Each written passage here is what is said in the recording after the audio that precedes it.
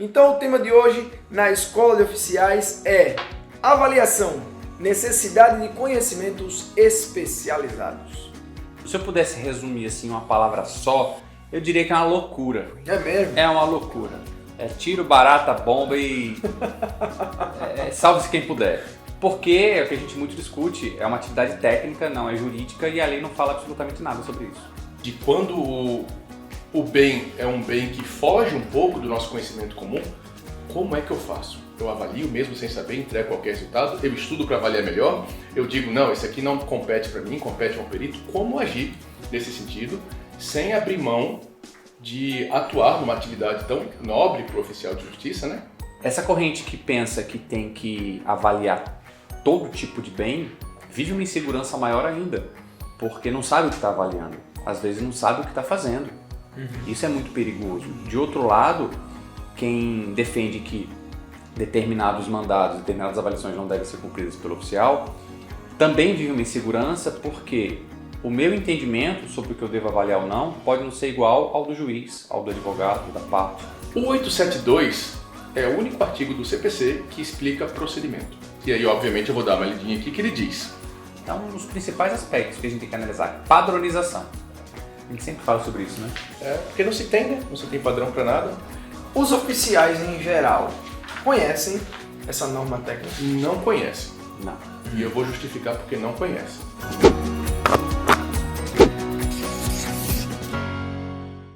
Muito bom ter você aqui de novo em mais uma estreia da Escola de Oficiais aqui pelo nosso canal no YouTube. Então você já conhece o ritualzinho de sempre. Se aproxega, se ajeita aí na cadeira com o seu celular, com o seu computador, com o seu tablet ou na sua TV e venha conversar com a gente sobre o tema que a gente vai abordar hoje. E não se esqueça também de convidar outros amigos para assistir, compartilhando esse vídeo, dando aquele joinha no nosso material aqui no YouTube. E caso você seja novo, vai se inscrevendo e vai nos escrevendo também para que a gente possa dialogar bastante sobre a profissão dos oficiais de justiça. Então o tema de hoje na Escola de Oficiais é avaliação, necessidade de conhecimentos especializados. Bom, então, depois de ter dito o tema, e você sabe basicamente do que a gente vai conversar aqui hoje, como eu sou um cara que não tenho a lei decorada, então eu vou dar uma pescada nesse roteiro aqui sobre a lei. Então, esse é o resumo do artigo 870 do CPC. Então vamos começar assim. A avaliação será feita pelo oficial de justiça, ponto. Como diz o Daniel, que daqui a pouco eu apresento ele.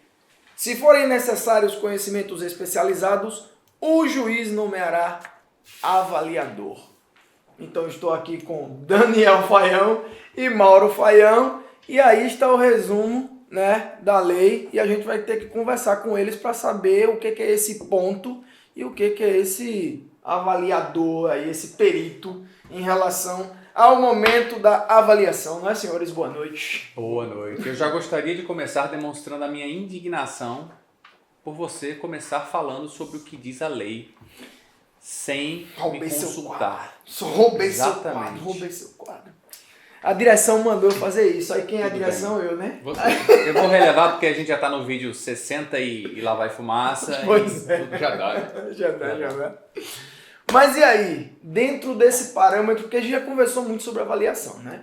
Eu nem lembro mais, pessoal, se vocês puderem ir pesquisar aqui na nossa sequência de vídeos ou colocar na lupinha aqui no nosso canal no YouTube, vocês vão ver que tem diversos vídeos falando sobre avaliação de diversos pontos diferentes. E hoje a gente vem com mais um sobre os conhecimentos especializados dentro da avaliação. Você gosta de falar sobre isso, né? É que tem um cara que às vezes sempre me puxa para falar, ele tem um cabelo grande, sabe? Ele gosta de falar sobre isso. Então, Daniel, assim, já lhe mandando essa pergunta de cara, né? Qual é a importância desse conhecimento especializado dentro da avaliação? Porque presumo eu que, como o próprio nome já diz, né, o conhecimento especializado, você precisa ter um conhecimento a mais sobre determinada coisa para poder avaliar. Não é isso? Verdade. Cara, esse é um dos gargalos para o oficial de justiça efetuar uma avaliação. Na verdade, é um dos gargalos para o oficial de justiça decidir se deve ou não deve efetuar a avaliação de determinado bem, em função de conhecimentos especializados. Existe uma corrente no Brasil que defende que o oficial de justiça deve avaliar absolutamente tudo, independente do que for o bem, independente da complexidade do bem. Uma casa, um animal, pedra preciosa, uma cota de sociedade. Um teatro. Um teatro, olha aí, na sua segunda casa, né? Então existe essa corrente. Existe uma outra corrente que se defende muito com esse parágrafo único desse artigo que você falou, que se forem necessários conhecimentos especializados, o juiz nomeará um avaliador ou um perito. Então tem muita gente que empurra a goela abaixo, digamos assim, esse parágrafo único para se livrar de uma avaliação. Então, não é bem assim, né? Porque a gente viu que esse artigo é uma lei federal, né? E essa atribuição é do oficial de justiça como regra geral. O perito é apenas uma exceção. Mas, respondendo a sua pergunta, essa é a grande dificuldade.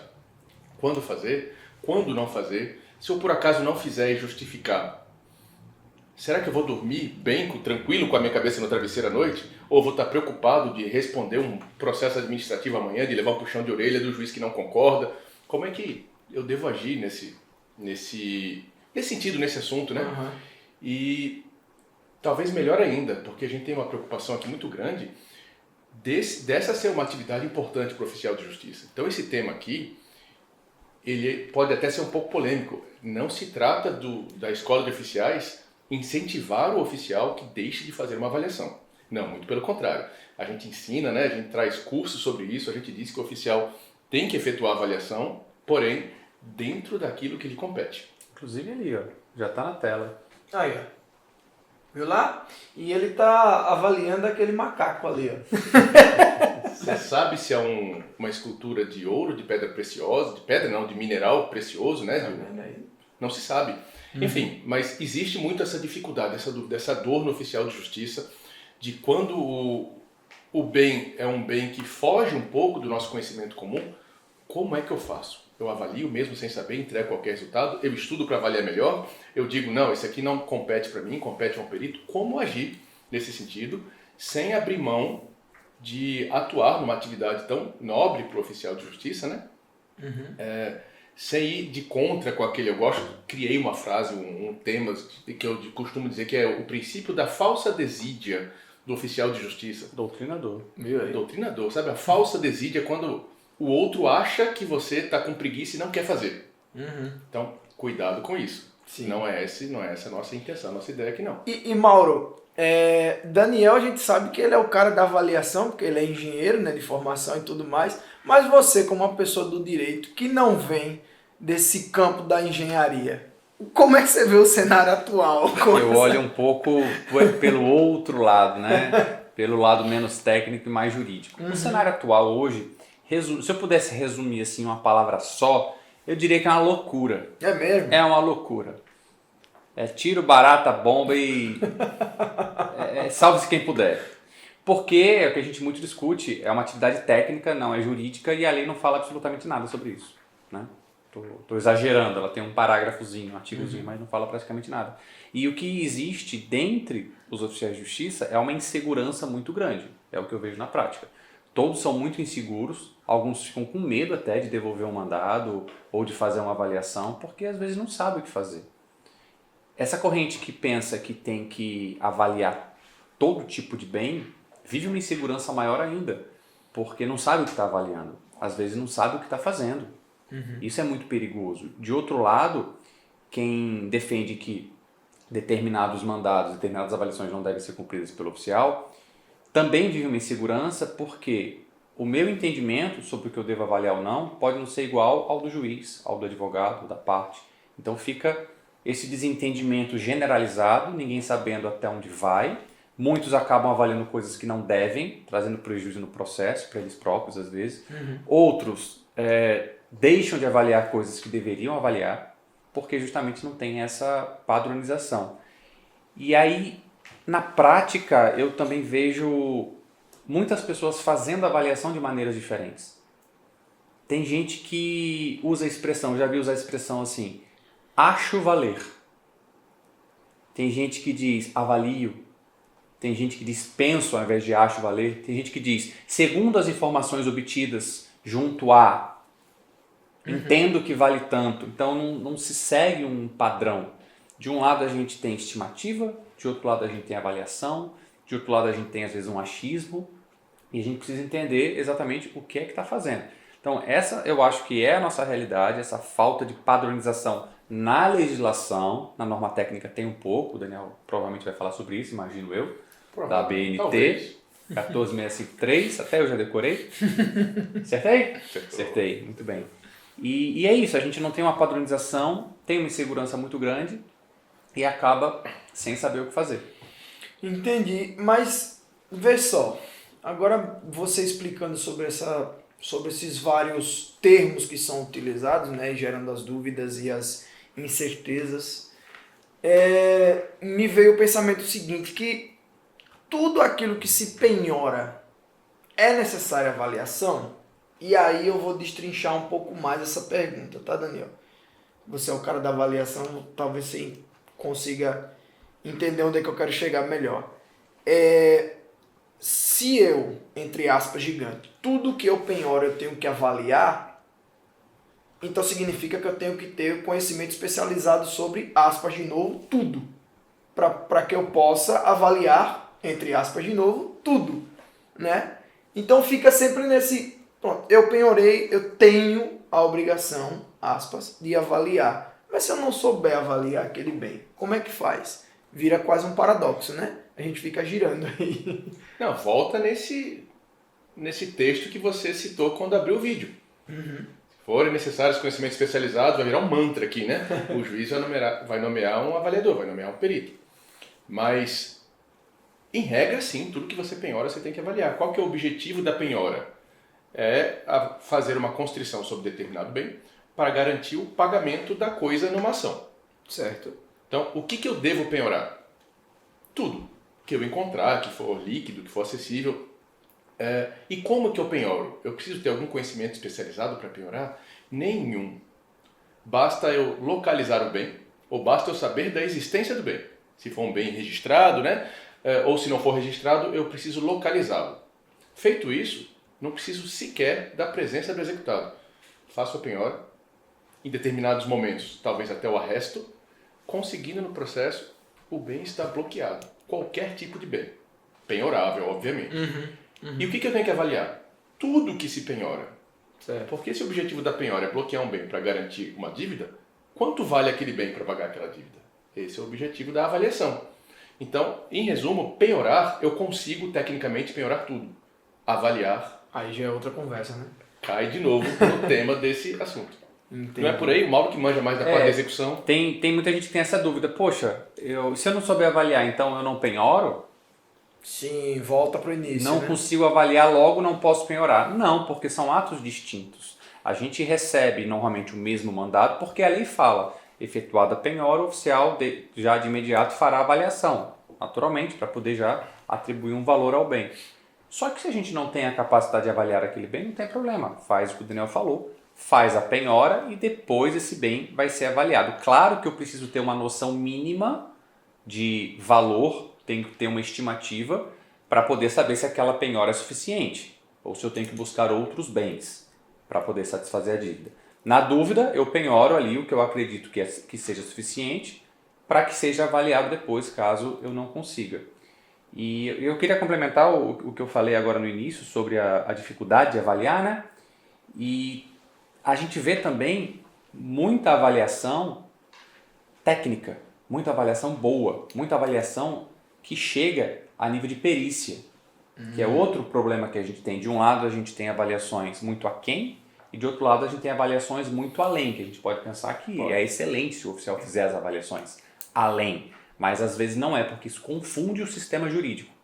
Porque se o oficial está atuando como um perito nas avaliações, porque, por exemplo, Daniel tem conhecimento especializado em engenharia. Se ele faz essas avaliações, por exemplo, uma penhora, o conhecimento médio não permitiria uma avaliação, e o Daniel resolve fazer e faz aquele laudo todo fundamentado de perito, ele confunde o juiz, ele confunde as partes envolvidas no processo e diz, olha, o oficial avalia essas coisas.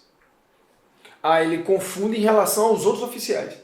Ele confunde o sistema de avaliação. Em relação à atribuição do próprio Em relação oficial. à atribuição. Sim, então sim. quer dizer que se um oficial avalia, todos devem avaliar. Foi nesse sentido que eu perguntei. De outro lado, eu poderia dizer, então se um não tem condições de avaliar, nenhum deveria avaliar. Fica no 8 ou no 80. E a gente tenta chegar, já adiantando, dando spoiler, né, no meio termo.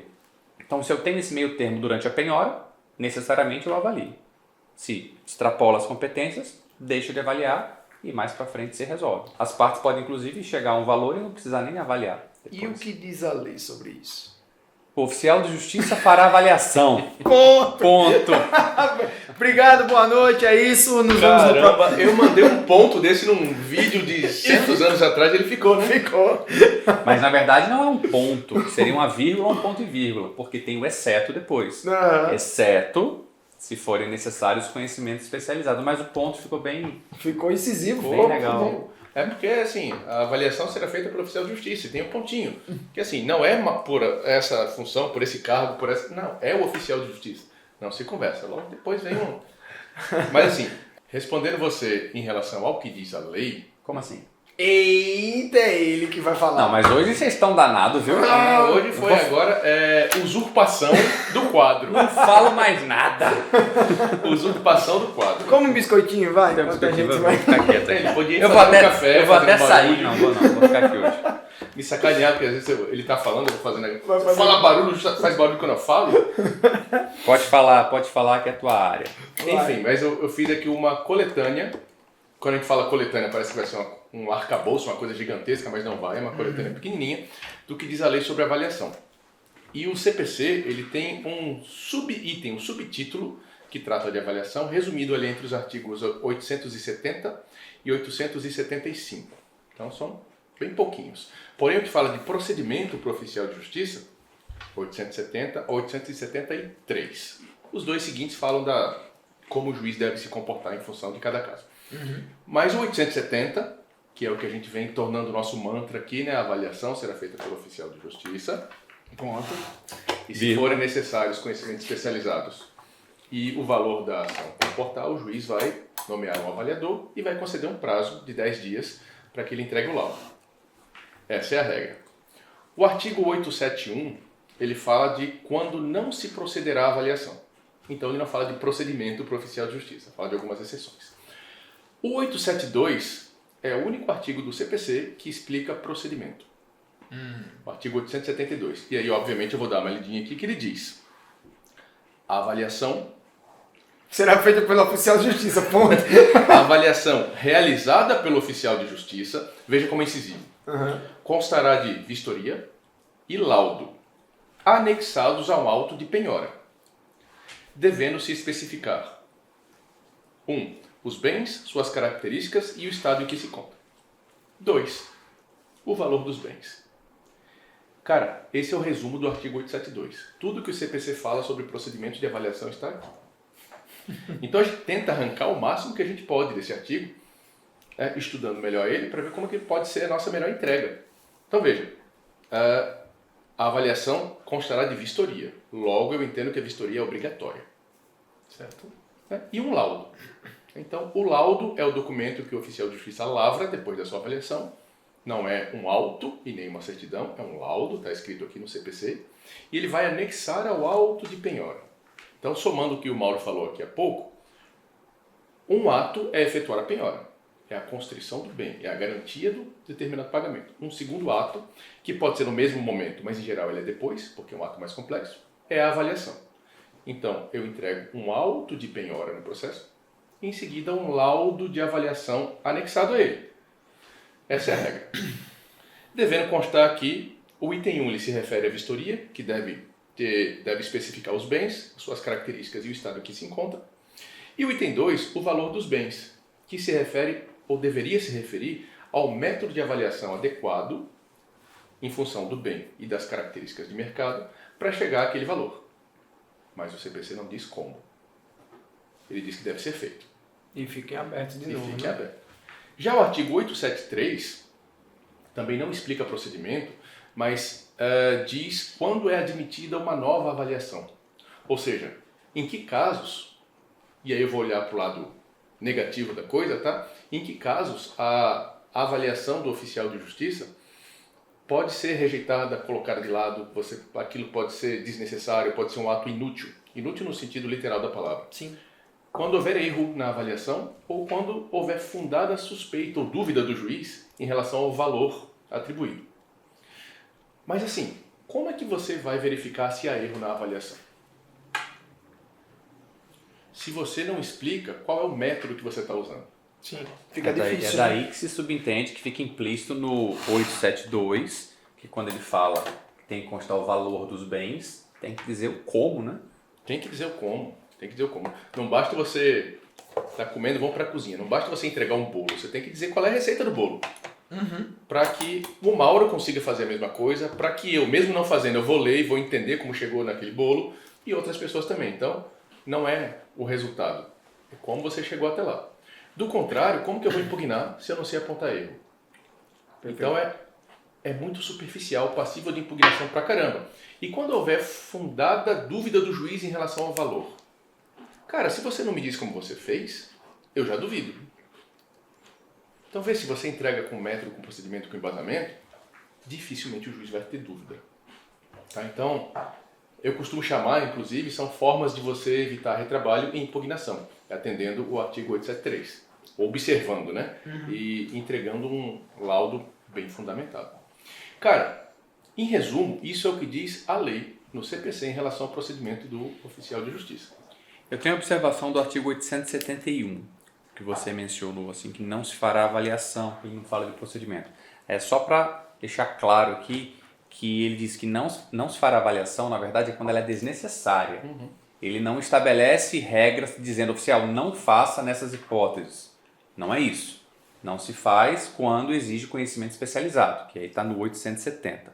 Então aqui é quando não precisa, porque as partes aceitam, né? Porque já tem preço tabelado, essas coisas. Entendi. E aí, na ausência de mais informação, porque o CPC é lacônico, a gente vai procurar norma técnica. Aí o Mauro já até decorou o número da norma técnica, que é, a gente vai olhar a ABNT.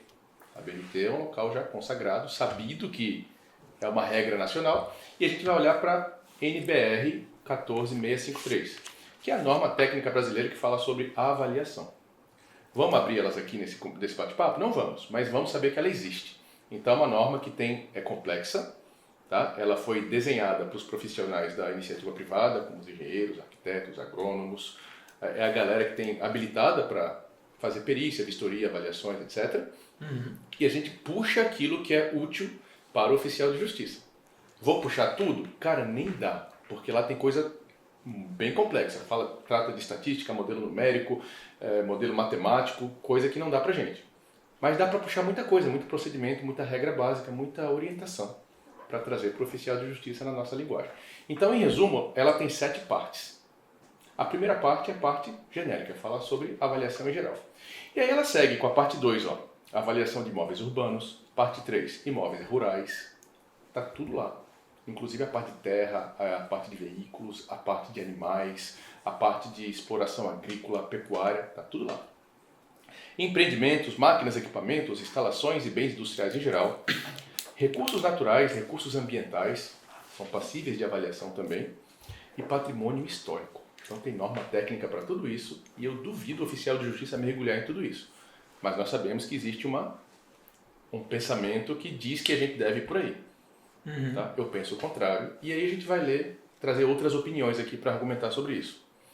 Então, ó, nessa regra aqui, ó, a parte 1, que fixa as diretrizes gerais para avaliação de todos esses bens, de todas essas partes. Se eu trouxer só um exemplo aqui da parte 2, que fala de imóveis urbanos, olha só o que ela faz. Ó. Fornece os procedimentos para avaliação de imóveis urbanos. Ela fornece o que o CPC não tem, os procedimentos. Então, o que tem lá nessa parte 2, por exemplo? Classificação dos imóveis. Como que eu classifico? Quanto ao tipo, quanto ao uso, quanto ao agrupamento. Então, se eu aprendo a classificar um bem, fica mais fácil de eu poder analisar. Será que eu devo avaliar essa categoria de bens? Ou ele é complexo para a minha atividade? Primeiro a gente precisa aprender a classificá-los. Fica mais fácil. Entendi. Colocar uma etiquetinha em cada um, uma tarjazinha, falar, opa, esse aqui dá, esse aqui não dá, a gente vai desenvolver isso. Fala aqui sobre a metodologia, como fazer a vistoria, quais são os métodos de avaliação, eu tenho que olhar para o bem, olhar para o mercado, tenho que olhar para o faturamento, para o rendimento de determinada empresa ou atividade. Está tudo lá. Fala aqui também, ó, quais são os requisitos do laudo de avaliação. O que tem que ter nele? Qual é o passo a passo? Quais são os itens que tem que ter no laudo de avaliação para você entregar um documento bem fundamentado, bem lavrado. Tá tudo nessa norma, que a lei não diz. E é item pra caramba que ela traz. É muita coisa. Pro laudo de avaliação. E aí, deixa eu perguntar uma coisa. Os oficiais em geral conhecem essa norma técnica? Não conhecem. Não. E eu vou justificar porque não conhecem. Tá. Porque os oficiais em geral, eu vou dizer que não dá para dizer que são todos, mas Sim. a tendência é que todos sejam bacharéis em direito, Certo. né, nível superior. E essa norma não é uma norma do direito, é uma norma técnica. Prioritariamente, de novo, lá da engenharia, da arquitetura, da agronomia, Certo. é dessa galera. Então, quem se forma em direito para prestar concurso para oficial de justiça, nem passa, nem toma conhecimento que essa norma existe. Deveria? Eu penso que sim. Era isso que eu ia perguntar Eu agora. penso que os tribunais, que as instituições deveriam trazer esse conhecimento para os seus servidores, até porque o artigo 870, você já sabe o que ele diz, né? Sim. Ponto. Tem um ponto lá. A avaliação será feita pelo oficial de justiça. Então, precisa de ferramentas. Foi nesse sentido que eu perguntei, porque assim, se é uma atribuição inerente ao cargo, como é que você vai executar aquela sua função de uma forma que surta um bom efeito, que tenha uma boa qualidade, se você não tem as ferramentas para se trabalhar dentro daquilo? Por isso que eu fiz essa pergunta, se todos os oficiais conhecem, né? E generalizando mesmo, todos no sentido do cargo. Aham. Então, se você sabe que você vai ter que fazer aquilo, você precisa estudar aquilo. E aí fica meio estranho você não conhecer sobre essa sua ferramenta, né? Só conhece quem realmente mergulha no estudo de avaliação. Mas dentro do sistema jurídico, dentro do judiciário, não se fala em norma técnica, as pessoas em geral não conhecem. Eu só vim conhecer a avaliação depois que a gente começou a trabalhar com as escolas oficiais. Eu não conhecia a norma técnica, eu já tinha ouvido falar, mas eu não sabia nem para onde ia. E eu vou confessar uma coisa aqui. Eu tive uma grande dificuldade, parece que eu larguei a bebida, larguei as drogas, mas não é isso. Quando eu fui estudar norma técnica, eu sou formado em Direito e eu vim das exatas, eu fazia informática antes. Então eu tenho uma boa noção de atividade técnica e eu sou bom com números. E quando eu peguei a norma técnica para estudar, que a gente destrinchou ela toda, não sei quanto tempo a gente passou estudando aquela norma, eu tive e até hoje eu tenho dificuldade de conseguir entender. E olha que quem estuda direito tem facilidade de entender texto, lei, norma, condicionante. E eu, com direito e vindo da informática, tive dificuldade de entender. Eu falei, mas o que ele está falando aqui? É para ir para lá sim, então quando? Parecia uma linguagem de programação. Eu falei, mas eu entendo de programação, mas está difícil para mim. Então é realmente chato, é complicado. E aí a gente começou a tentar dar uma destrinchada e interpretar essa norma. Se para mim, que tem algum conhecimento técnico na área de exatas, eu tive dificuldade, para quem tem só conhecimento na área jurídica, que vai para humanas, vai ter mais dificuldade ainda.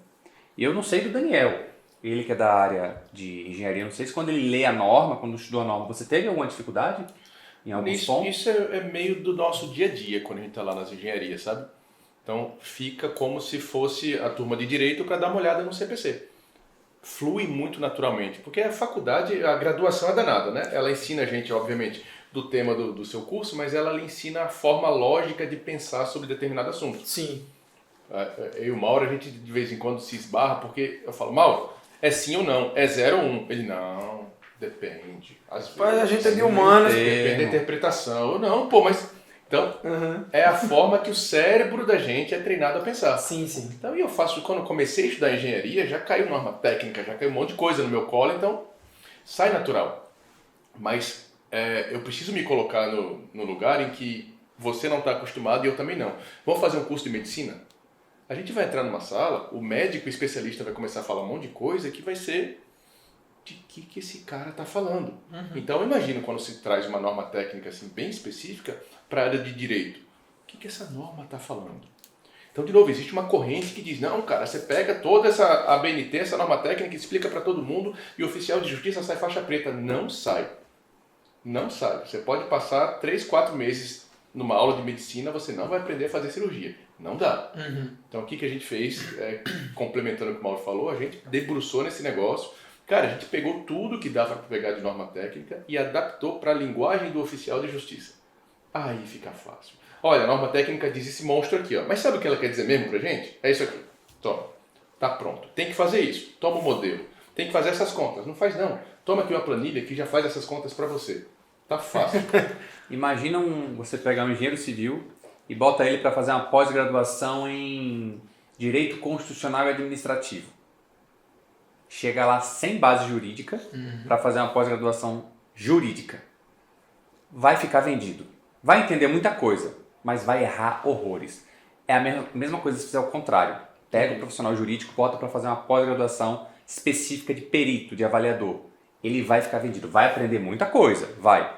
Mas vai ficar perdido. Então tem que saber como começar e por onde começar. E é por isso que muitas dessas atividades são realizadas por peritos especializados. É necessário isso. E quando a gente volta, vou voltar para o começo para depois puxar para cá, que eu sei até que o Daniel quer falar já. Quando a gente volta para o cenário atual, que a gente fala da atividade de perito, existe uma dificuldade em se determinar perícia às vezes, porque é caro. Perícia é uma coisa cara. Quando vem nessa área de avaliação, que você mexe com bens que valem milhões, é caro. As partes não querem perito. Às vezes as partes não podem pagar, você está lidando com uma parte hipossuficiente. Vai demorar muito para conseguir realizar uma avaliação. Então o que as partes querem? O que o juiz quer? Que o oficial resolva. E aí essas bombas acabam vindo para cima da gente e existe uma pressão para a gente cumprir, para o processo andar, para ser mais barato. Porque, só para esclarecer, a gente não recebe por diligências específicas, eu não recebo para fazer uma perícia. Né? A gente tem o nosso salário, independente de quantas avaliações eu fizer, a gente vai receber o salário. O perito não, o perito é particular. Ele vai receber e recebe bem para aqueles atos. Então, esse é um dos fatores que faz com que as pessoas queiram que a gente avalie e faz com que exista essa pressão sobre nós. E essa dificuldade da gente conseguir estabelecer, peraí, aqui não dá, aqui dá, aqui não dá. Eu queria só voltar para esse ponto. Deixa eu dizer... Justamente porque é uma atividade muito complexa. Pois é, e tem um contraponto disso, sabia? E eu não tinha me percebido disso até pouco tempo atrás, quando eu comecei a estudar algumas jurisprudências. Já a gente chega lá.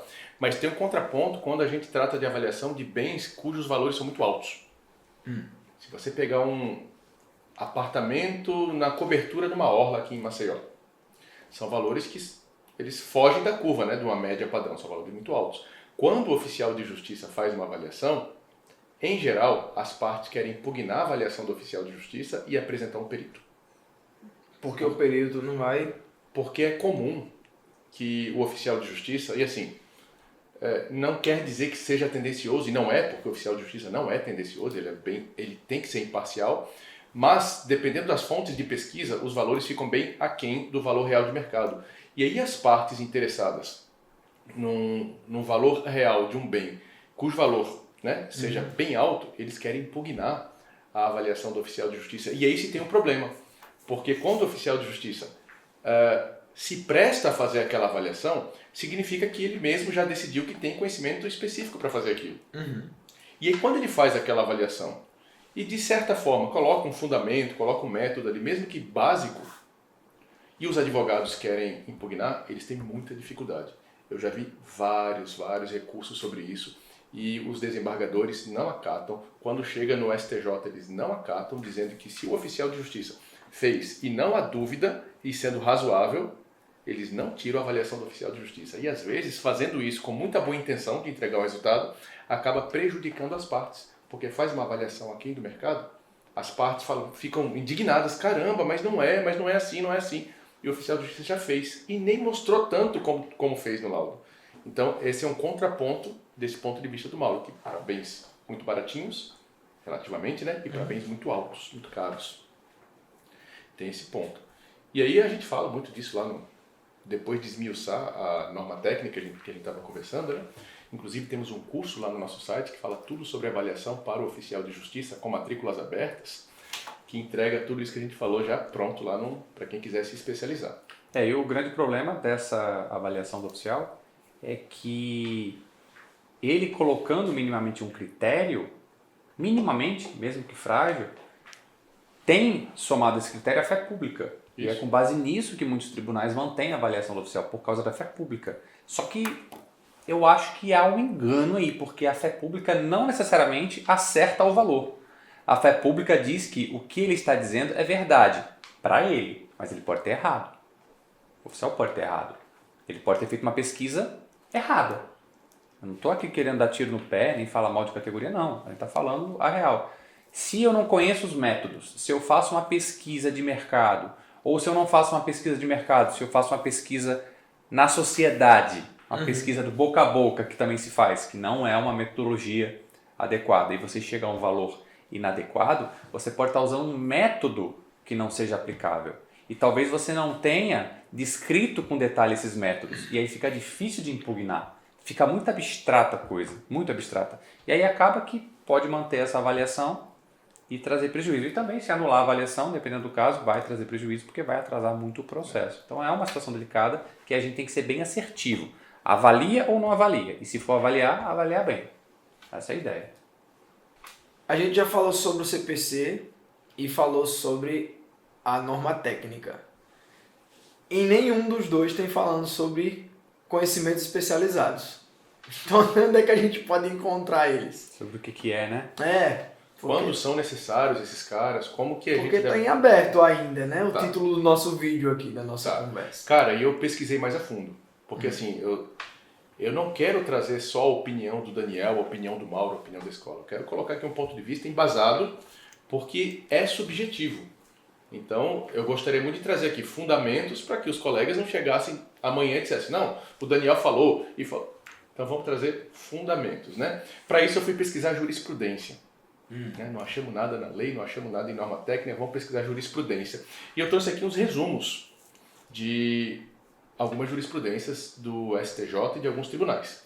E resumo, a gente precisa dar uma lida para depois concluir o que está sendo colocado aqui. Vamos lá. Então, um deles, que vem lá do STJ, antigo já, 2001, que diz o seguinte: é remanosa a jurisprudência do Superior Tribunal de Justiça, no sentido de que a avaliação de bens penhorados por oficial de justiça sem condições técnicas para tanto, realizada sem mínimos fundamentos, contraria a legislação processual, ainda mais quando desacompanhada do obrigatório laudo de avaliação. Isso é STJ, que está se manifestando. E aí vem aqui ainda o STJ, mais recentemente, em 2020, que diz: o artigo 870, parágrafo único do CPC, Aquele famoso. prevê exceção à regra, que somente comporta aplicação se o oficial de justiça certificar a necessidade de nomeação de perito judicial. Entendi. Ou seja, quem é que vai dizer que precisa do perito? O oficial. Quem é que informa se precisa ou não do perito de conhecimento especializado. Mas até aqui não diz o que são o danado do conhecimento especializado. Sim. Vamos falar mais. Aí o Tribunal de Justiça de São Paulo, em 2021, determina que a avaliação seja feita por oficial de justiça, sem prejuízo da possibilidade dele, após diligência junto ao imóvel, declinar motivadamente que não tem condições para tanto, ou que circunstâncias supervenientes indiquem a necessidade de conhecimentos especializados. Tá? O tribunal está lá dizendo, oficial, é você que tem que avaliar. Porém, se em diligência, depois da vistoria, você perceber que não dá, você informa no processo. Avisa pra gente. TJ São Paulo ainda, 2011. Embora a lei tenha conferido essa atribuição ao oficial de justiça, esse auxiliar do juiz não tem obrigação de avaliar bens que exijam conhecimento técnico específico. Olha aí. Havendo impugnação, o juiz terá que nomear perito avaliador, que reúna conhecimentos técnicos adequados para a tarefa. Essa foi bem mais... Está sendo incisiva, não tá? E eu tenho uma última aqui, para somar também. Ainda do Tribunal de São Paulo, 2020. Tribunal de São Paulo, porque é um tribunal gigantesco com várias ocorrências nesse sentido. E essa aqui vem para o oficial de justiça, tá? A simples alegação genérica de complexidade da avaliação não é suficiente para afastar a atribuição legal dada ao oficial de justiça, prevista na regra geral do artigo 870, caput do CPC. Ou seja, não basta eu alegar aquele parágrafo único que diz que quando forem necessários conhecimentos especializados, o juiz nomeará avaliador. Não basta eu certificar dessa forma. eu tenho que fundamentar. Sim. Por que demanda conhecimento especializado? Que bem é esse? Baseado em que você entende que a avaliação desse bem requer conhecimento especializado? Como quem diz assim, eu sou juiz, não entendo dessa atividade de avaliação, mas me convença. E é isso que o oficial de justiça tem que fazer, e é isso que a maioria não faz. E aí chega para o magistrado e gera aquela confusão processual que o Mauro falava. Porque, em geral, e eu preciso falar isso com certo cuidado, mas os servidores, em geral, não entendem da atividade de avaliação. O juiz, em geral, não estuda sobre avaliação. Os servidores do cartório, os advogados, não debruçam sobre esse tema porque não é do direito. Então, se você fala ou certifica qualquer coisa, sem você mencionar ali referências, olha, segundo o CPC, segundo a norma técnica, de acordo com a jurisprudência, baseado num conhecimento comum, sabe? É difícil para as pessoas que estão lendo entenderem o que você está querendo dizer. Pode ser que dê a impressão, sabe, daquela falsa desídia do oficial de justiça, que é o que a gente não quer que isso primeiro apareça. vídeo. Pois é, que é o que a gente não quer que isso apareça e fique manchada a categoria. Você não pode fazer isso, você tem que fundamentar, explicar por que você está se manifestando daquela forma. Inclusive está em jurisprudência. E aí, fazendo um apanhado disso que a gente estudou em jurisprudência, conclusão, o que ela diz? Ó? A avaliação pelo oficial de justiça é a regra. Nomeação de perito é uma exceção à regra. A nomeação do perito deve ser aplicada se o oficial de justiça certificar a necessidade de conhecimentos especializados. O juiz deve agir dessa forma. Né? Resumo de jurisprudência. E a simples alegação genérica de complexidade não é suficiente, né, para afastar essa atribuição do oficial de justiça. É essa a conclusão que eu tirei desse estudo de jurisprudência, porém, ainda não há definição do que são conhecimentos especializados. O que é? Eu ia perguntar isso agora. Para onde eu tenho que apontar para decidir se essa atribuição é minha ou se essa atribuição é do perito? Cara, a gente procurou em CPC, a gente procurou em norma técnica, procurou em jurisprudência e não achamos. Mas já diz muita coisa aqui. Já fala muita diz coisa. Que o oficial tem que avaliar quando não for conhecimento especializado, é ele que certifica, ele tem que fundamentar. E é legal porque o oficial tem que fundamentar tanto quanto quando ele avalia e também quando ele não avalia. Isso. É interessante porque são poucos atos onde o oficial de justiça exerce juízo de valor, onde ele fundamenta. E na avaliação é um dos casos onde a gente tem muita autonomia, inclusive um caráter decisório, porque se eu avalio, eu estou decidindo que eu tenho condições técnicas e quem vai dizer sou eu, não é o magistrado. Claro que o magistrado pode indicar, pode entender, mas a última palavra é do oficial. Então olha como é importante a gente estar preparado para fazer a avaliação ou para não fazer a avaliação, sabendo fundamentar tanto num caso quanto no outro.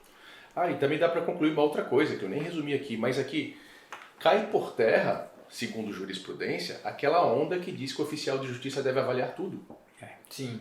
E não é uma onda fraca, é uma onda forte no Brasil. Tem que avaliar tudo, tem que elevar a nossa categoria. O oficial não pode abrir mão de determinada atividade. E veja, não é abrir mão. Quando a atividade for do oficial de justiça, nós temos que fazer com zelo e com competência e com qualidade. Porém, quando houver necessidade de conhecimento especializado, de novo, essa atividade não compete mais ao oficial de justiça, e sim ao avaliador nomeado pelo juiz, pelo perito. Mas se a lei não define, a norma técnica não define, a jurisprudência não define, e aí? Quem define? Vocês. É o jeito. Beleza, A mas... gente vai dizer. Ok, isso aí eu entendi. Mas assim, se você não... O que seria o danado do conhecimento especializado? É isso que está na minha cabeça ainda. Eu não faço ideia. Vamos no Aurélio, cadê o dicionário? Caramba, você vai puxar o Aurélio. Aurélio. Cara, isso é rivalidade, viu? Opa! Mas eu posso tentar pensar numa resposta. Certo. E eu gosto de usar a expressão bom senso. Senso comum. E olha que comum é o oposto de especializado. Sim. Tá? E a proposta, a gente não descarta a hipótese do oficial fazer avaliações especializadas desde que por núcleos especializados. Não é todo oficial que vai fazer isso. Mas você pode ter um núcleo, como já existe no Brasil, um núcleo especializado para determinadas avaliações. Sim, isso funciona, é legal, eleva o nome da categoria. Tipos de avaliação. Para determinados tipos de bens, melhor dizendo. Avaliação, para sim. determinados tipos de Tá, bens, sim. Mesmo que seja um núcleo especializado, ainda os mais componentes complexos. daquele núcleo não vão ser capazes de avaliar tudo. Você pode ter uns especializados em imóveis rurais, uns especializados em recursos naturais, em obras de arte, pode acontecer de ter isso. Entendi. Mas aí vai depender de cada realidade e de cada tribunal. Mas como saber se esse conhecimento é especializado ou não? Se a gente for para a linha do bom senso e for pensar um pouquinho na prática do dia a dia, que é o que a gente defende, eu penso assim, Cleiton, você é capaz de comprar e vender essa caneta? Sim. Você é um perito? Não. Então todo oficial de justiça tem que avaliar essa caneta. Certo. Você é capaz de comprar e vender aquela televisão? Sim. Você é perito em televisão? Não. Então todo oficial de justiça tem que ser capaz de avaliar aquela televisão. Tá. Digamos que você... Não, por exemplo, você é técnico em informática. Certo. Tem lá um computador bacana, todo cheio de configuração, tal, personalizado. Você, Cleiton, é capaz de comprar e vender um computador desse? Sim. Todo cidadão é capaz de comprar e vender, com algum esforço, um computador? Um computador sim, mas esse não. Esse não. Por que esse não? Porque ele tem uns graus a mais técnicos que só eu vou entender. A partir de um certo patamar de complexidade, só um técnico vai entender. Sim.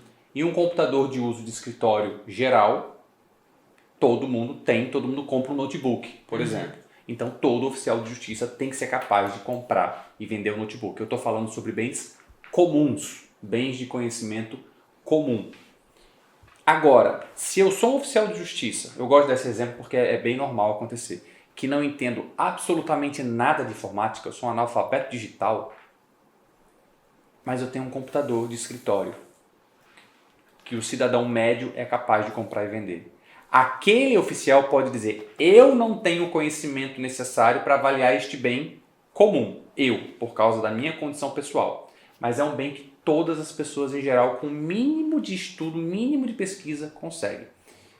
Então, na verdade, esse oficial tem o dever de avaliar aquele bem. Ele deve correr atrás das informações, de se capacitar para elevar o seu conhecimento ao conhecimento comum. Entendi. E eu estou chegando mais ou menos no conceito do que a gente imagina, do que é um bem que não exige conhecimento especializado. É aquele que o cidadão médio é capaz de comprar e de vender. Então, o oficial ele tem que ter o conhecimento desse cidadão médio, mas de todo cidadão médio, inclusive daquele que não entende nada de informática. Você tem o dever de correr atrás e conhecer um pouco de informática. O problema é que até onde, né? Quando é que chega o computador que já é um equipamento de trabalho especializado que você entenderia, que eu entenderia, que o Daniel entenderia, mas que o cidadão comum não entenderia? É muito subjetivo, tem que fazer essa ponderação. A partir do momento que aquele bem não é comercializável por um cidadão comum, aí eu piso no freio, porque já é um indício de que exige um conhecimento especializado. E aí existe uma margem muito grande entre pouco conhecimento, um conhecimento médio ou um conhecimento alto. E aí a gente não tem essa resposta. Onde é que é esse limiar? Então a gente tenta sempre procurar o conhecimento médio. Cara, acaba que a gente consegue dividir, se eu fosse colocar numa caixa todos os bens passíveis de avaliação. Todos. Tudo está dentro de uma caixa gigante. Eu teria uma parte dessa caixa, eu dividiria essa caixa em três porções. Eu teria uma porção maior, grande, que claramente conhecimentos comuns são suficientes para fazer a avaliação daquele tipo de bem. Uma outra parte que claramente o oposto, demanda conhecimento especializado, como pedra preciosa, obra de arte, por exemplo. Claramente, o cidadão comum não é capaz de avaliar uma pedra preciosa. Sim. Então, é perito sem sombra de dúvida. E eu tenho uma terceira faixa, que é uma faixa cinzenta, que é essa que fica entre outro. Será que eu posso? Será que eu não posso? Esse computador aí. Será que dá para mim? Será que não dá para mim? Será que aqui precisa ser um perito? Ou será que se eu me dedicar um pouco mais eu consigo fazer? Eu dividiria nesses três grandes grupos. O primeiro e o segundo não teria muita dúvida, né? Mas esse terceiro, que é essa faixa meio cinzenta, que permeia entre o primeiro e o segundo, é aí que está o X da questão. E a gente precisa muito se debruçar sobre o conceito de conhecimento especializado e sobre o conceito de conhecimento comum, que o Mauro relatou aqui agora há pouco. Ele falou bastante sobre o conhecimento comum, mas e o conhecimento especializado? O que é? É aquele que vem através de estudos aprofundados de uma determinada matéria ou de uma repetição de determinada atividade. Por exemplo, eu não preciso Se você pegar um cara da marcenaria, por exemplo, o cara trabalha naquilo há 5 a 10 anos. Ele não tem uma graduação naquilo. Sim. Cara, mas ele é especialista naquela matéria. E você passa de longe assim, que nunca fez nada daquilo, e vê um cara sem estudo, mas que tem muita prática. Aprendizado empírico, né? É especialista. Então o que que é? Ou você estuda pra caramba determinada coisa, ou então você repete tantas vezes aquela atividade que você vira um especialista no assunto. Sim. Eu gosto muito de usar um exemplo, que eu acho que ele se encaixa como uma luva nesse bate-papo, de um carro. Certo. Um carro. Se você for comprar um carro, se qualquer pessoa, se você for comprar ou alugar um carro, eu tenho certeza que mesmo sem você ser um especialista, sem você ter conhecimentos especializados em mecânica ou fabricação de veículo, eu tenho certeza que já existem perguntas intuitivas para você saber, que conferem valor a mais ou a menos àquele bem. De cara, qual é a marca, qual é o modelo, quantos quilômetros já rodou, fez revisão, como é que estão os pneus, O IPVA tá pago. Você sabe como é que ele funciona ou não? Sabe analisar o funcionamento dele? Está funcionando, está ligando, está Ar-condicionado. partida, está arranhado, tem alguma amostra, alguma marca. Nos bancos, os bancos estão bonitinhos. Se for banco de couro, está hidratado, está rasgado, tem alguma mancha. Se não for banco de couro, eu já sei que o preço é menor, né? Aquele banco de tecido. Está manchado, está rasgado, tem aquela marquinha de cigarro que a gente vê nos carros mais antigos, né? Quilometragem, eu já falei. Nossa, eu posso continuar falando mais um monte de coisa. Já foi batido? É o único dono? Tem o manual? Tem chave reserva? Cadê o manual de manutenções? Estão todas direitinho aqui? Veio de leilão? E olha só quantas perguntas na garantia? olha só quantas perguntas a gente vem fazendo de forma intuitiva, que eu consigo verificar se o valor daquele carro está para cima, está para baixo, minimamente quais são os elementos, os atributos que agregam valor ao bem ou desagregam valor àquele bem. Eu preciso de conhecimento especializado para isso? Não. Avaliar um carro de passeio, tá? Não é Sim. qualquer carro.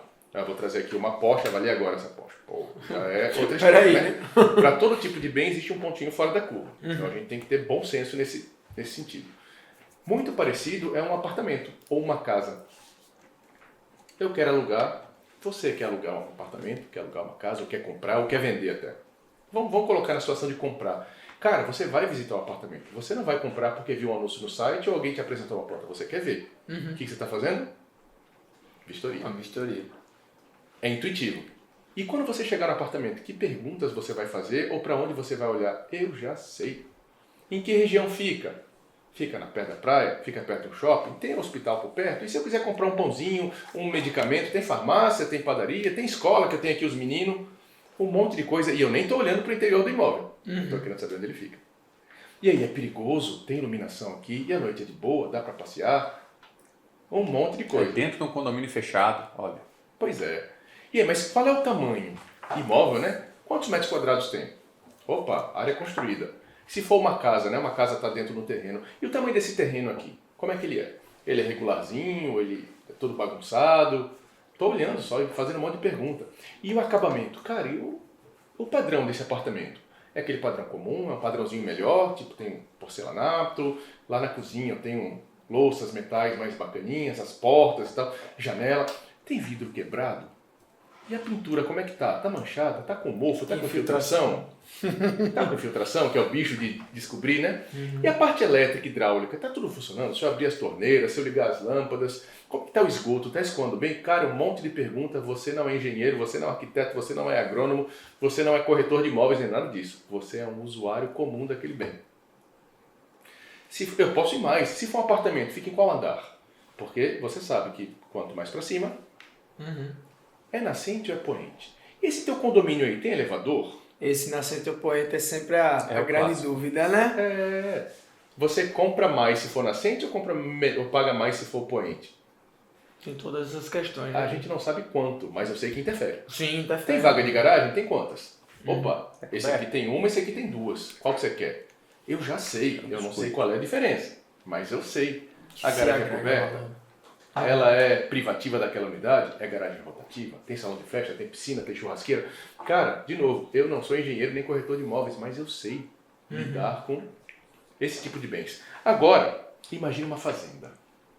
Aí o buraco é mais embaixo, né? Eu vou para imóvel rural. Tem muito oficial de justiça que faz. E tem muitas fazendas ou sítios que dá para se avaliar. Sim. Tá.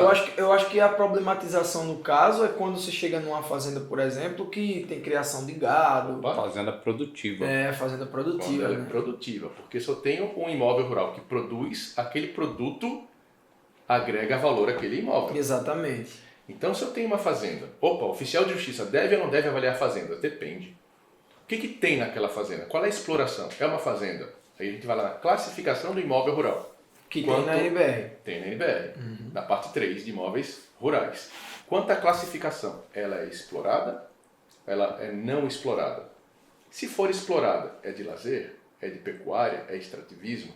É de agricultura? Porque se for e tiver valor produtivo, eu não consigo avaliar. A não ser que você consiga avaliar uma produção agrícola dentro de uma fazenda.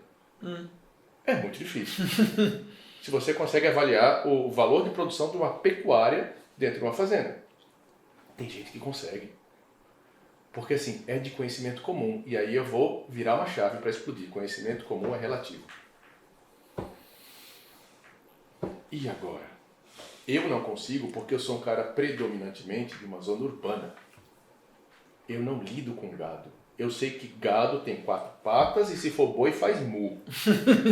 Brincando um pouco aqui para deixar a coisa mais E leve. dá uma carninha boa. Pois é. Depende Mas do tipo. a galera da zona rural, que nasce nesse meio, apesar de não ser produtor, pode ser que tenha conhecimento sobre aquilo. Verdade. É uma cidade que vive da pecuária, por exemplo, ou uma cidade que vive da agricultura, por exemplo. Então é comum o pessoal saber quanto vale um hectare de plantação de soja. Tem regiões do Brasil que sabem. Nós temos colegas lá em Goiás, ao pessoal de Goiás, que penhora e avalia plantação de soja. Sim. Ou a área de terra, ou a saca da soja, ou ainda o direito do valor futuro pela venda da saca de soja que nem foi produzida ainda. Passa a ser algo comum. Entendi. Eu até vou trazer aqui para nossa região, por exemplo, a cidade de Batalha, que tem a produção em massa de queijo, né? Sim, Então acho que deve ser algo parecido também, né? pois é. Eu tive um tempo desse, eu gosto de contar essa história porque ela aconteceu assim do meu lado, eu fui no Mato Grosso. Sim. Fui fazer um lançamento de um curso lá que a gente estava fazendo, solução de conflitos e tal. Fui lá, o pessoal do sindicato lá do Mato Grosso recebeu a gente. E depois dos trabalhos à noite, a gente foi tomar uma aguinha. Beleza. Sempre bom. E alguém falou pra mim, o pessoal lá do local, falou, cara, a gente tá aqui em Cuiabá e nessa região aqui que a gente tá, é muito comum a gente ver capivara passeando por aqui. Solta, de boa. Falei, pô, deve ser numa zona rural, um negócio mais fechado, a mata um pouquinho maior. Do nada, eu tava sentado aqui, ele falou, olha uma ali. A 5 metros de distância, cara, nunca tinha visto na minha vida. Parece um cara do interior, né? Passeando assim. E as crianças brincando, passeando ali como se fizesse parte da humanidade. E faz, né? Como os cachorro caramelo daqui, né? Que fica na praça. Caramba, uma capivara. Eu só ouvi histórias do meu avô. E perguntei, cara, mas esse trânsito aqui do lado? O pessoal não atropela, não, elas... Cara, por incrível que pareça, quando elas vão atravessar, e olha que engraçado, elas atravessam na faixa de pedestre. Olha aí. Eu não sei se é mito urbano, se é verdade, se é mentira, não importa. Mas as capivaras de lá são treinadas. Então, a avaliação de capivara em Cuiabá pode ser uma realidade muito plausível. Se você falar, Daniel, quanto custa uma capivara? Eu não faço ideia. Eu não sei como se cultiva, como reproduz, o que come, se a carne... Eu não sei como funciona. Por que eu estou brincando nisso tudo? Porque o conhecimento comum é relativo.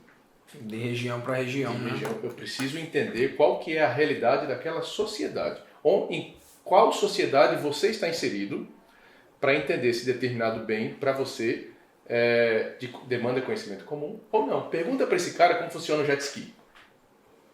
Numa região que não tem. O mar em volta, né? Vai falar jet o quê?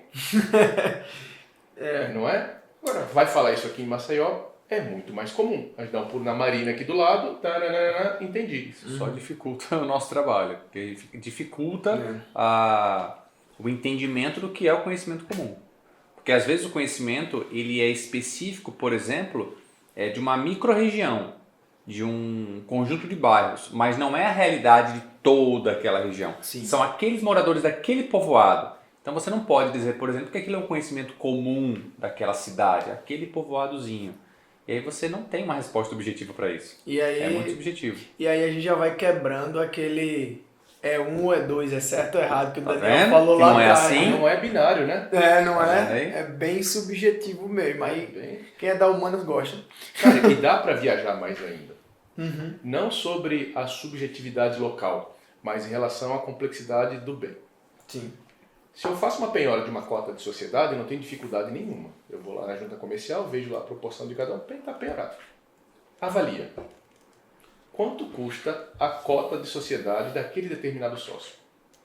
Aí vai mais 500, né? Porque você vai ter que trazer um monte de outras informações para Você poder vai ter que Economia. avaliar o valor da empresa Sim. e aí só depois aplicar o percentual da cota da sociedade daquele cara. Então alguns pensam, não, eu vou lá na junta comercial, vejo qual é o percentual e está pronto. Não. O percentual é parte do valor do todo daquela empresa a que ele faz jus. Mas quanto custa, quanto vale a empresa? Contabilidade, economia, mercado e etc, etc, etc, etc. Não dá Só para deixar claro, não é o valor que está lá no contrato social, o valor aportado, né? O valor, não é aquilo.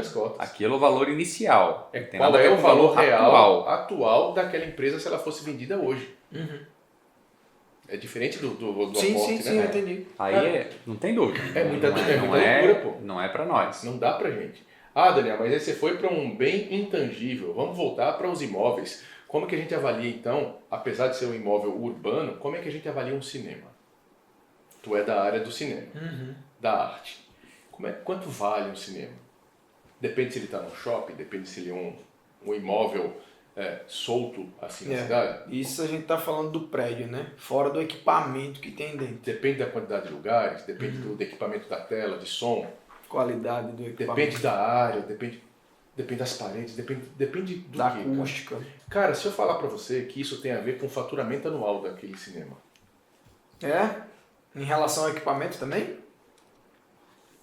Quanto ele fatura é mais importante de quanto vale a edificação.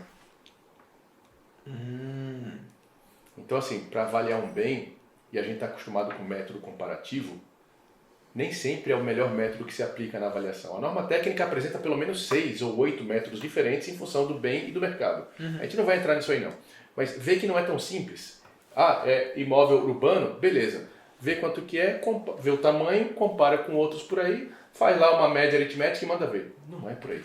Até porque assim, a gente está falando de um cinema, por exemplo, o cinema de shopping, que é muito comum, né? Então ele, entre aspas, eles meio que são padronizados da forma de construção, equipamento que usa. Mas aí se a gente vai para um cinema que não funciona dentro de um shopping, e que, sei lá, seja um prédio tombado, por exemplo, com um equipamento tal qual o outro, mas pelo fato do prédio... Ferrou. Você misturou um bem tombado com o cinema. Não é? Patrimônio histórico. Vamos puxar para a norma? O que é isso aí? Isso é um patrimônio histórico misturado com empreendimento. Porque eu falo isso, por exemplo, a gente tem Penedo aqui do lado, que tem 2 cinemas lá, inclusive um deles era o que existiam vários festivais na década de 80 e 70, e um deles foi reformado recentemente. Então, assim, tá com equipamento de top, né? De ponta, isso, mas é um prédio tombado, um prédio histórico. Nesse caso ele não poderia nem ser penhorado, então não se fala de avaliação nesse sentido.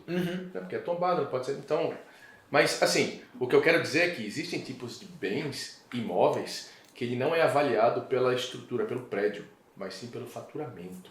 Entendi. O faturamento é mais importante do que o preço daquele lugar, da construção. Entendi. E tem vários outros exemplos que a gente pode passar por aí, porque assim, a gente está discutindo de coisas, de definições subjetivas para tentar traduzir o que são conhecimentos especializados ou não. É legal quando a gente fala de exemplos, para a gente poder trazer coisa mais palpável. Traz a galera mais para dentro da prática, né? Isso aí. Mas, tendo uma noção de que o conhecimento especializado é um bom senso, se assim eu posso dizer, quais seriam as nossas boas práticas na hora de fazer a avaliação dentro desses bens que requerem um conhecimento especializado? Eu acho que o primeiro passo seria você dialogar com os oficiais de justiça da região e também, se possível, com o tribunal, com corregedoria. Mas o primeiro passo é dialogar entre os oficiais para que eles mesmos cheguem a um consenso e atuem de maneira similar. Porque se eu tenho cada um fazendo de um jeito, a gente vai ter problema mais pra frente. Por quê? Uns juízes, advogados vão entender que se alguns fazem, todos deveriam fazer. Entretanto, alguns fazem de uma forma que não deveria ser feita, fazem aquém, e outros fazem além, fazem verdadeiros relatórios técnicos de perito, quando não deveria. Por exemplo, pega um oficial de justiça que é perito em... Dá um exemplo aí de uma perícia. Perito em economia. Pronto, economia. Ele pega uma avaliação de uma cota de sociedade, mistura o conhecimento dele de finanças com economia e consegue fazer uma avaliação técnica, um estudo técnico. Quando for para outro oficial de justiça, vão pensar, poxa, mas se um fez, o outro faz. Só que aquele primeiro foi além. Então tem que ter cuidado com isso, tem que achar um equilíbrio. Para mim, acho que é um dos principais aspectos que a gente tem que analisar. Padronização. A gente sempre fala sobre isso, né? Porque não se tem, né? Não se tem padrão para nada. Uma forma de aplicar isso que o Mauro está falando, e sempre muito em conjunto com o seu grupo de trabalho, sabe? Porque se eu estou fazendo uma coisa de forma isolada, eu não estou padronizando. Quando eu estou em conjunto e eu tento dali botar todas essas opiniões no liquidificador, bater bem e tirar o resultado, eu vou ter uma coisa bem homogênea. É essa a ideia. Então, se eu tento fazer um trabalho e chegar assim, galera, vamos supor aqui que nós somos os oficiais de uma determinada comarca, uma central de mandados, bicho, e aí? O que dá pra gente e o que supera os conhecimentos comuns e é para perito? Pra gente falar uma linguagem única aqui nessa comarca e os juízes e os operadores do direito entenderem, né? Pra gente não ficar meio que disputando sobre isso. Vamos lá, quando for esses tipos de bens aqui, ó, quando for esse copo, esse mouse e essa caneta, cara, isso aqui, ó, vamos botar na caixinha que é pra gente, é para oficial de justiça. E quando for esse outro aqui, pô, esse aqui é complicado. Então vamos combinar que quando for assim, pra gente falar a mesma língua. Entendi. Ó, esse aqui, ó, é um imóvel rural produtivo. E o que tem lá? Lá é tipo um ecoparque. Lá eles exploram lazer e cultura e diversão. Como é que eu vou avaliar isso? Então, olha, esses tipos de bens, esse aqui, pedras preciosas, ou determinados tipos de animais, esse aqui, ó, o que você acha? O que você acha? É razoável aqui entre essa nossa comunidade de oficial de justiça? Vamos botar isso nessa outra caixinha aqui? Vamos. Quando você consegue fazer isso, segregar, e com um pensamento crítico razoável, né? Não vou pegar todos esses bens e botar na caixinha do perito, não é isso que a gente quer. A gente quer preservar essa atividade do oficial de justiça e fazer com zelo, até onde der pra gente. Uma forma que ajuda a fazer isso é você aprender a classificar os bens. A etiqueta que você falou. Como se fosse uma etiqueta, mas não precisa ser muito específica, muito detalhada. Pessoal, bens, imóveis ou móveis? Já é uma grande segregação. Se for imóvel, é urbano ou é rural? Dividir de novo. Se for urbano, cara, é residencial, comercial, industrial, institucional. Veja que eu estou criando leques. Se ainda for residencial, de que tipo? Casas, apartamentos, terrenos, lotes, glebas. E aí quando eu tenho essa subdivisão, que eu não preciso ir muito mais longe do que isso, eu consigo dizer, olha, aqui dá para mim, aqui não dá, pelos seguintes motivos. V, imóveis rurais, dá para oficial de justiça. Principalmente se for um rural não produtivo. Dá para oficial de justiça. Porque o que tem lá dentro se for não produtivo? Eu tenho terra e algumas benfeitorias, algumas construções. Basicamente. Posso ter outras coisas? Posso, depende de vistoria. Mas eu segrego. E aí lá a NBR fala pra gente, ó, que ele pode ser não explorado, de lazer, de extrativismo, agricultura ou pecuária. Eu faço, bota essas etiquetinhas em cada um deles, separa nas caixinhas. Bens móveis, a gente tem uma série, a gente nem comentou porque não é o objetivo, né? Mas eletrodomésticos, eletrônicos, equipamento de informática, móveis mesmo, mesa, cadeira, guarda-roupa, essas coisas todas. Dá para colocar. É uma mesa. O oficial de justiça pode avaliar todo e qualquer tipo de mesa? Em geral, sim. Tem ponto fora da curva, justifica. Sim. Então, eu acho que quando a gente aprende a dividir isso nas caixinhas e faz isso de uma forma uniforme entre os oficiais da sua região, cara, você pelo menos vai saber quando fazer, porque você vai fazer o curso de avaliação lá com a gente, vai mostrar como fazer a avaliação, como certificar, não, como fazer o seu laudo, quando não fazer, modelo de certidão, modelo de laudo, etc. E você vai aprender a se comportar no processo para explicar para o juiz por que aquilo requer a atuação de um perito. Não é o parágrafo único do artigo 870. Ela deve ser fundamentada. Ela deve dizer, olha, juiz, se trata desse bem, nessas condições, com essa vistoria básica, né? O conhecimento médio do oficial de justiça é aqui. A lei determina dessa forma. NBR diz o seguinte, ó, precisa de vistoria, tem que fazer um monte de coisa. Jurisprudência, né, também traz esse conhecimento para a gente. Portanto, para não causar prejuízo no processo, eu vou me comportar dessa forma, deixando de avaliar, porque fica claro que esse bem não é para avaliação do oficial de justiça. Quando isso for verdade. Quando não, ó, fiz a avaliação, fiz a vistoria, escolhi esse método, está aqui o meu laudo, relatório fotográfico, está entregue dessa forma. É fundamentado os dois lados, né? Exatamente. Trazer os critérios, definir com os oficiais os critérios mínimos que vão ser utilizados. A gente vai trabalhar o quê? A gente vai trabalhar com método comparativo? Vai. Todo mundo tem que trabalhar com método comparativo, é recomendável. A gente vai trabalhar com evolutivo? Vai, não vai. Não, vamos até o evolutivo. E aí estuda para ver como é o método. E aí todo mundo aplica. Porque se um aplicar e o outro não aplicar, vai dar problema. Deixa eu problematizar um pouquinho. Aqui em Alagoas tem em média quantos oficiais? 350 mais ou menos. Certo. Se a gente tem esses 350 e aí se tivesse, sei lá, um treinamento ou uma forma de reunir todo mundo para poder conversar sobre esse mesmo tema e padronizar, isso seria bem mais simples. Esse é o caminho. Beleza, esse é o caminho. Só que não só que não é fácil. Só que não é fácil de conseguir realizar, né, esse desejo, né? Sim. Por assim dizer.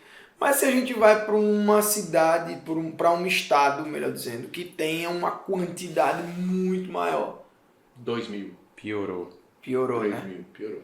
Então talvez não seria interessante que isso viesse de cima. É o ideal. Sempre é. É o ideal, você tem razão. Mas, inicialmente, uma das boas práticas, que foi o que você perguntou, seria definir entre os oficiais. Mas, realmente, você tem razão. Quanto mais aumenta a quantidade de oficiais, mais eu preciso que isso venha de cima para poder funcionar.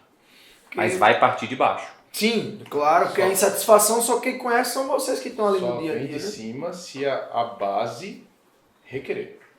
Só vem dessa forma. Eu costumo brincar que a corregedoria não vai acordar um belo dia bocejando, tomando seu café e falar vou criar um projeto aqui para os oficiais de justiça para capacitar os meus servidores. Não vai. Você tem que bater na porta dele.